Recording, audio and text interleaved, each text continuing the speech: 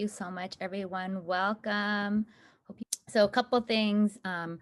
Earlier in the session, Nora had just did her land acknowledgement. I just also wanted to take a few minutes to just say that I do want to acknowledge that I teach on unceded Tongva lands and I live on Chumash territory. And you know, I've been really reflecting on what that really means, besides doing a land acknowledgement and having maybe a few pieces written by Indigenous authors in my curriculum, right? What does it mean to really honor that? And I heard this great presentation where they talked about this importance of being in right relationship and how that's so important in our work, and how it's important not to just, in this case, and in my case, since I work at UCLA, to teach about the Tongva, but to really honor Tongva presence, to recognize that Tongva still exists and continue to exist. And so, you know, I'm really working on that for myself and just thinking, reflecting about how to make that a more visible part of my practice. And so I just want to welcome everyone to be reflecting on that. Nora shared the link, which I meant to grab.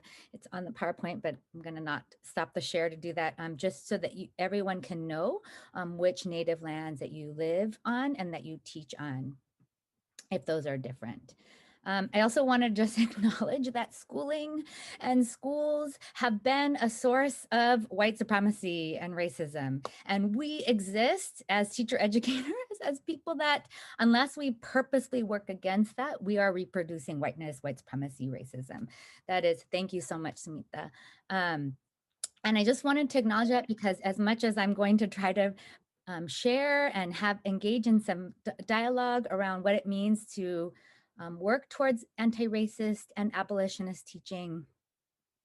You know, we exist also in a system still of testing and of structures of schooling that often work to deculturalize our young people, to frame our young people in deficit ways. And so I just wanted to offer humbly that what I'm bringing is a workshop that is meant to engage you and to engage us in dialogue, and not to say that that myself or anyone else has already arrived at that, because we exist in this system. And so I hope to think about what it might mean to reimagine that system, right? For me, as an Asian American woman, and when I went to undergrad, I was really moved by Mari Matsuda, who talked about what it means to be an Asian American in the racial hierarchy in the United States, right? And she talks about this idea of the racial middle being something that can be used for white supremacy, or it can be used to refuse white supremacy, right? And so if we abandon our connections to people of color, if we refuse to, or we can refuse to abandon communities of color, right? And I've really been thinking about what that means in the work of teacher ed. You know, I felt like I knew what that meant as a teacher. At least I thought I did. And now in teacher ed, as sort of like ones removed from the classroom, even though we're there, that's just something that I've been really, really thinking about. And so, you know, the other person that has been a light for me is, of course, Yuri Kochiyama. And just really considering the ways that she worked in solidarity with other communities. You know, she did so much work in the Asian American movement, obviously, with Malcolm X and the Black Panthers and the Black Power movement, and also thinking about political prisoners and what it means to advocate worldwide and not just in the United States, right? And so I've been trying to think about what that means in the context of teacher ed. So I just wanted to share where I'm at, what I've been thinking about. When I say that I want to promote anti-racist or abolitionist teaching, you know, I realize it's complicated and it's nuanced, and we're all in different, you know, states of development for that. So I just want to acknowledge that and to just invite everyone into that space of thinking and reflecting and trying to understand who we are in relationship to different communities who have also been marginalized. And so, here's the question, the key question for the session, right? How do we develop and promote anti-racist or abolitionist teaching in the context of recovering from the trauma and uncertainty of the pandemic and crisis learning? I think, and a lot of you all have already mentioned this, and I just so much appreciated these comments that, you know, there's so much narrative and rhetoric around learning loss and ways that young people are behind. And I appreciated so much the people who also wanted to offer that our young people have also learned so much about resilience and about how to hold themselves and their families in the midst of trauma and how to find joy even in quarantine, right? And so, I've been thinking about that, and what does it mean for us then as teacher educators, right? To be preparing teachers who are also recovering from and still existing in spaces of trauma and uncertainty, and how hard that is. And I just want to say, like, how I just felt so inspired by the teacher candidates that I got to work with last year for keeping in mind all of their commitments, all of the things that they wanted to do, even when they were frustrated by Zoom. And I feel like, right now, as we enter a very, very uncertain time where we're not sure, are we going back? Are we not going back? What does this all mean? That for me, the important thing has been, right, sorry, is this idea of finding our North Star, right? Of being in touch with what are our North Stars in our teaching.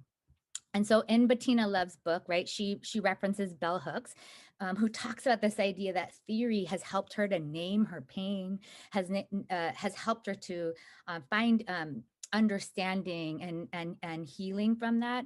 And then she says that she has this great part where she says, Polaris is often called the North Star. It is one of the brightest stars in the sky. Even when a full moon masks the starry skies, a North Star can still be seen.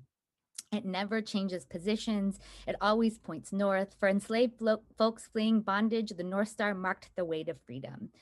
Abolitionists used the North Star to guide escaping enslaved folks north. It was a constant reminder to freedom dream, and theory is my North Star. And, during distance learning, crisis learning, the pandemic, what I think is most important for all of us, and especially for our teacher candidates and their young people, is what are our North Stars, right? What are the things that make this work worth it, right? If all we're doing is reproducing the status quo, that's not really worth all of our time and energy, right? We're here because we want to do transformative work. And so, I just felt so inspired, even with all of its limitations, to get to work with teacher candidates who were able to keep as their North Stars anti-racism and abolitionist teaching, ideas of equity, and just humanizing relationships with their young people, really cultivating those relationships, even when they were in a Zoom and all the screens were blank, being able to have those conversations via chat, or even after their official lesson was done, being able to cultivate that even in the midst of all that we've been through in the last year. And so I just really wanted to acknowledge that, to acknowledge all of you for being here during the summer when we've been through so much.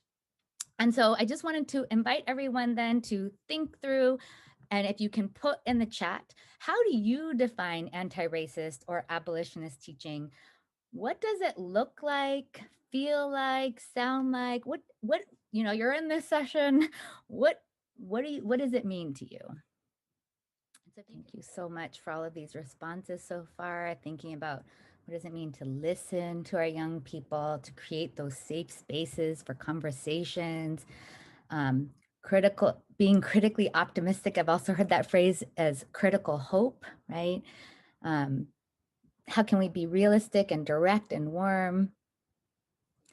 A student-centered classroom where all voices are heard and honored. Oh yes, Marissa, I love that quote from Maya Angelou. It is actually the cover photo on my iPhone. Doing the best I can until I know better, and when I know better, to do better. Thank you, Susan. Anti-white supremacy. It took us a while to name the word white supremacy in the chat, to name race. Thank you so much. Thank you so much, everyone. Getting to know families and caregivers and communities. All students are seen and heard, and inclusive curriculum. critical literacy lens. Yes, thank you so much, everyone. Feel free to continue writing in the chat as you as we continue this session. I actually am going to stop share because I need to grab a link. So I'm gonna most of this presentation is going to focus on defining anti-racist teaching, or reframing anti-racist teaching in terms of abolition and abolitionist teaching. And last year, when I did a similar session, slightly different, but, you know, we talked a little bit about maybe some of the distinctions between anti-racism and abolitionist teaching. Thank you so much, everyone. And I wanted to, we're just going to start there this time. So the link I provided is a chart that I used. There's a couple pages in We Want to Do More Than Survive by Bettina Love, where she defines what abolitionist teaching is. I think it's something like page 5, 4, and 5. I think it's on there. Sorry, the other issue with today is somehow my internet is super unstable. So every time I open another window, my computer starts spinning, and then I get the little thing that pops up that says your internet is unstable. So hopefully this goes well. And so I just wanted to invite everyone to go ahead and open up that link if you're able to do that, obviously. And just thinking about what are these different ways that Bettina Love defines abolitionist teaching, right? And I think I put in there some questions that I think are really important for us to ask ourselves. There's a column for us as teacher educators, and then there's a column for questions for teacher candidates, right? So a couple of highlights, right? She talks about how abolitionist teaching is choosing to engage in the struggle for educational justice, refusing oppression, and to refuse to oppress others, reimagining and rewriting our curriculum, knowing that freedom is impossible without women and queer leaders, refusing to take part in zero tolerance policies and the school to prison pipeline, demanding restorative justice, calling out other teachers who diminish dark children and who do not think dark children matter. She talks a lot about Black joy and Black mattering, right? Acknowledging and accepting that America and its policies are inherently anti-Black, racist, discriminatory, and unjust. That we're actually founded on those principles, but that we have an opportunity to reimagine those, right? And to abandon teaching gimmicks like grit that present experiences of dark youth as ahistorical and further pathologize them, right? So, oh, our young students of color are not successful because they don't have grit, and let's help them have grit when we understand that actually there's this whole history that is working against them. And so there's more, there's a lot more in the document, but I did want to note that what I tried to do was actually go through and code those ways that she defines abolitionist teaching. Part of it is because, you know, I really struggle even with the idea, can we even be abolitionists when we're in the system? And so it's something that I'm always thinking, like, can you be an abolitionist in the system that you're trying to abolish? And, you know, Assata Shakur talks about how the master's tools will never dismantle the master's house. So, you know, but what I try to do is go through it in my head and just sort of code these and think about, I think the pieces that she has in this chart really boil down to these five categories, right? So this personal development, or who am I? And who am I in relationship to my young people and to the community in which I teach? What are the connections to communities and caregivers and families? So with whom am I connected, and do I do this work? And she talks about, you know, really being important to have a connection to for example, services that support immigrant students and especially undocumented students, right? That we know that the school won't serve all of their needs. And so what are those connections that we can make? A curriculum that centers BIPOC, femme, trans, queer, disabled, immigrant narratives and voices. So the question here, what or who is at the center of my teaching? My classroom ecology, right? How am I structuring my classroom and my teaching? And then school and educational activism, like when a teacher says something problematic, can I call that out? Can I be an activist in that space? Are there other spaces that I'm in that are trying to actually change things in the school system? And so what I thought we would do is just take a few minutes to reflect. If we could go into breakout rooms, Jane, it doesn't matter to me how many, especially if we're teaching from our homes and our young people are participating in school from our homes too, right? And what does subversion mean in that context? So if we could be in breakout rooms and just discussing what are some things you're noticing, what are things that are resonating, and then is there something that you would like to focus on? Welcome back, everyone. Feel free to share in the chat something that your group talked about, and or if anybody would like to unmute and just share one thing that you talked about before we move on to the second half of this session. Our group basically just simply, what's the lady's name? We were in group.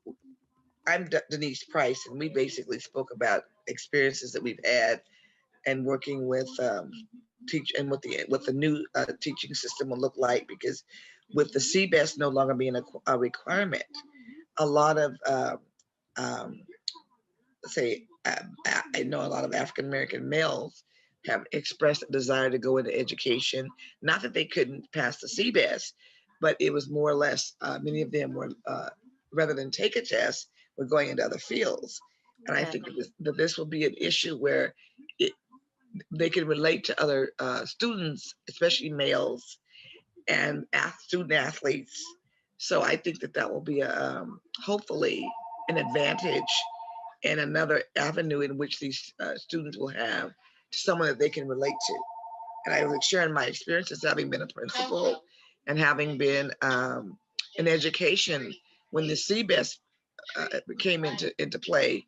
Many teachers who were really good teachers were pulled out due to their not being able to pass the CBEST, but not because they weren't adequately prepared to teach. The CBEST was sort of, in my opinion, a deterrent. Yes. That was thrown in there that many minorities were not able to pursue. And they went on to other careers, and the education in California, in my opinion, just sort of declined. So I'm glad that there are other alternatives now that are being looked at, because we need to have role models for all ethnicities and students represented in a classroom. Yes, thank you so much. Anyone else want to share? Yes, and thank you. Yeah, so I will add, and somebody sort of is prompting me to say this, so to comment on this. And, I think one of the reasons that so I love Bettina Love's work, and I love how Bettina Love frames anti-racist teaching in terms of abolition, right? And I think something that I shared last year was, when we talk about the word anti-racist, sometimes that gets misused as like, oh, as long as I'm not like overtly racist, I'm okay, right? I'm in the clear. And what I love about abolition is it's asking us to work towards something. And one thing that really gives me pause though about naming this work as abolitionist is that it really doesn't deal with the dismantling of the system, right? Of the school to prison pipeline, of the ways that particular students, especially our Black male students, but actually many students of color are targeted and criminalized through our system, which I'm going to talk about in a second, but also just ways that the school system tends, right? It actually was at its heart designed, right, to reproduce the status quo and designed not to promote abolition. And so again, I think that I have my own little internal qualms about it, but I also want to say how important it is that we're working towards something. We're working towards abolition, towards freedom, right? And what Bettina Love talks about as freedom dreaming, and how important that is to me. That it's not just about my students not using oppressive language. It's not just about my young people, not bullying each other, but it's about them understanding what are we like. We're learning this. Why are we learning this? Because we can imagine a better and future world, right?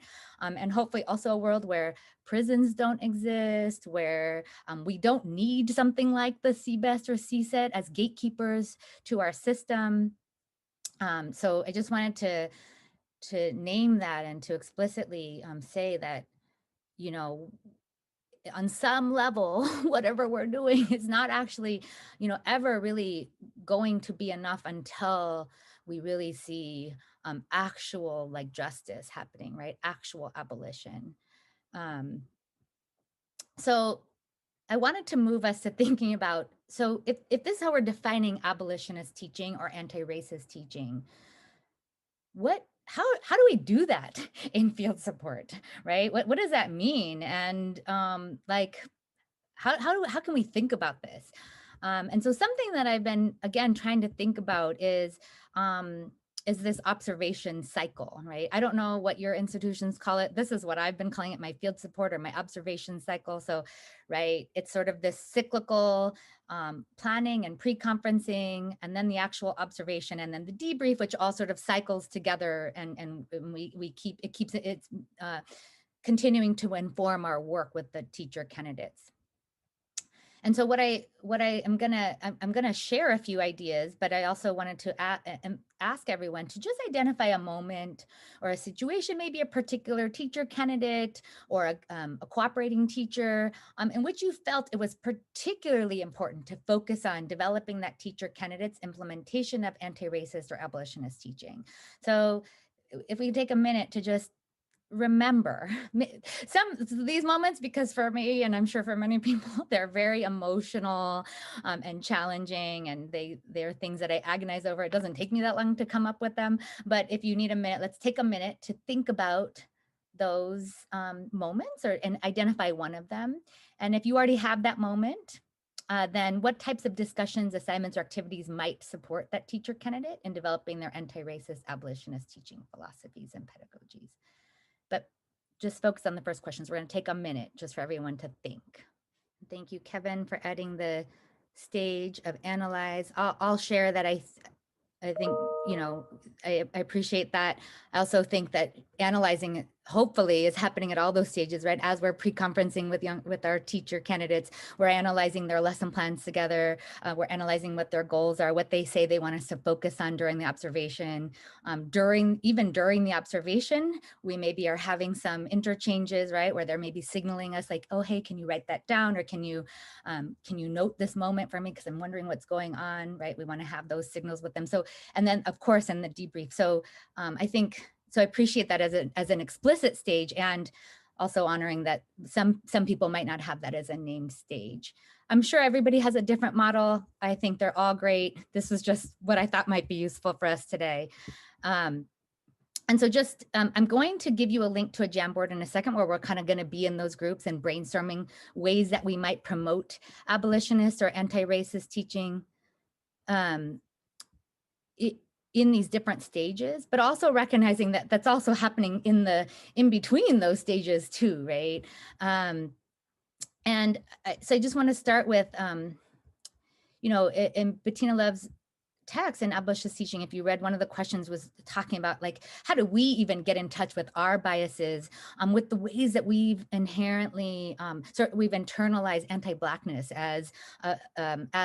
as a way that we think about our classrooms and our schools and our society.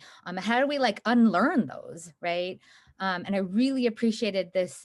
It was an IG post by, I think it was anti-racist education, but a tweet by Dr. Courtney Rose, right? Normalize sharing with students that you're still critically reflecting on narratives you've internalized about certain topics and issues, and acknowledge that you may have unexplored biases and assumptions that need to be addressed. And I think, it's really easy in a way for me to say that. And then there's the deeper emotional work, the labor, right? People talk about this idea of emotional labor because it is labor to really be reflecting, for example, on ways that I have internalized cis heteronormativity, right? As a straight cis woman. And so thinking about, gosh, yeah, do I tend to assume that somebody's a she or he is identifies as male or female based on their name? Yeah, I do that. Oh gosh, like I really need to work on that. I need to change that because I am marginalizing my students and folks that identify as non-binary, who identify in other ways. And so I think it's just important for us to say those things out loud with our students so that they can also start thinking through things in that way, right? Let's see, I'm going to skip that. So a couple of sort of nuances or points from Bettina Love's book. She talks about this way that how do we center the knowledge, expertise, and narratives of BIPOC and people experience marginalization. And then I think in particular, how do we push past representation and multiculturalism, right? It's not just about including those narratives in our curriculum. And for us in teacher ed, right? Who are the authors that we're citing? What are the sources that we use in our teaching? But how do we actually recenter, right, on communities of color? And so I think, the essential questions that we use in our own teaching, right? What are the essential questions we use in our teaching? And then what are the essential questions that we help our teachers develop, right? And then, so I'll just say, like, one thing that I have found to be super helpful is to, before I observe, to ask teacher candidates, what are your concerns? What are your goals? Not just in terms of what they want students to learn, which is of course important, the content is really important, but also their pedagogical approaches. I had made the comment earlier, which I thought was so great. We got to watch this video of a teacher teaching and this interchange that happens with students. And there's one student who was very enthusiastically talking about predator and prey. And one of the questions that I had, which I would ask that teacher candidate, is like, oh, well, what was going on with that student? Because I have definitely made the mistake of assuming that student was like taking over and kind of like overstepping, taking up too much space. And I've had teacher candidates tell me, oh my gosh, that student has not once talked in my class, but they got so excited about this one topic. And so really trying to think, how do we ask teacher candidates about what their concerns are, about how they're analyzing, how they want us to analyze things as we come into their classrooms, and therefore what types of observable data can we help collect, right? And I also wanted to talk about, what are their plans for addressing oppressive language, right? How do they make sure that they're preventing and educating, right? So it can't just be like, oh, this student uses queerphobic epithet in my class, and now I'm going to teach on it. But how do I teach on these issues before they come up, right? How do I prevent and educate? And then how do I interrupt and address when it happens? And I did have some examples, but I think these are also conversations that we want to have before the observation, right? And obviously we can't have all the conversations all at once, but along the way, right? If we think about those categories of Bettina Love's work on abolitionist teaching, one of those is classroom ecology, right? How do we teach and how much that matters? And that has to be an intentional, something that we're doing, not something that we're responding to. Okay, so that was some different, like, oh yeah, so here's some examples of things, artifacts that my teachers came up with: practicing pronouns, challenging queer and trans exclusive language, the history of the N-word. So just having them teach on these concepts before things happen. And then also, sorry, I'm just trying to get us to the discussion part. Again, what types of data can our students have us collect? So are there ways that we can collect data for them on discipline? Who are they affirming and who are they disciplining? Participation patterns, looking at grades, achievement, right? What are the things that we can help collect while we're in those observations that might shed light on what's happening in the classroom? So I had an example, but I'm gonna skip it because sorry, let me just fly through these, sorry. So what I was hoping we could do is I'm going to drop a link in the chat, and hope that's the right link. Yes.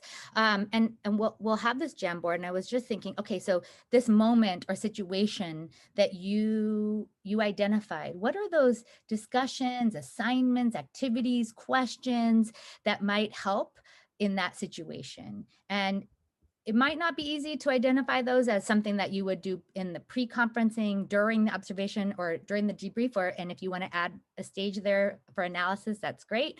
Feel free to add that.